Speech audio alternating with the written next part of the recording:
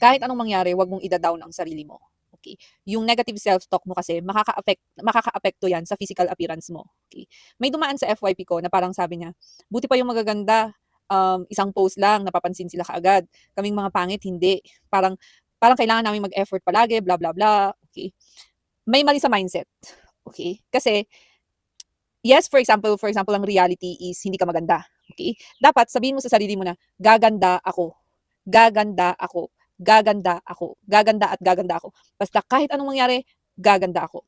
Kasi kung ganun ang mindset mo, from pangit, pwede kang gumanda. And I have seen people that they're not physically attractive at first, pero after a couple of years mo silang ma-meet sila, wow, ikaw ba yan? Ang pretty mo na.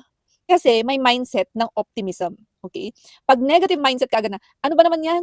Bakit ganito yung binigay ni God na tsura ko? Bakit hindi ako ginawang maganda? Nagrereklamo ka. Okay? Dapat meron kang attitude of gratitude. Okay? Alam nyo, when I was not so blooming, no? Nung hindi ako masyadong blooming, I've always been a positive person kasi. Kaya naialis ko yung sarili ko sa pangit era ko. Okay? Kasi I had that very positive mindset na kahit during that time, walang nagagandahan sa akin. GGSS talaga ako. Kasi sabi ko, hindi, gaganda rin ako eh. Lagi ko sinasabi na gaganda ako. Ganun. Yung mindset, guys, tapos yung self-talk, really affects your physical appearance kasi namamanifest mo yan. Minamanifest mo yung yan sa sarili mo kung ano yung nangyayari. So, I'm telling you guys, you better change your mindset. If you think that way, okay? Kasi, even if it's a reality that you're not good looking, paano ka makakaalis dyan? Kung ikaw ang unang-unang tao, nagda-down sa sarili mo. See?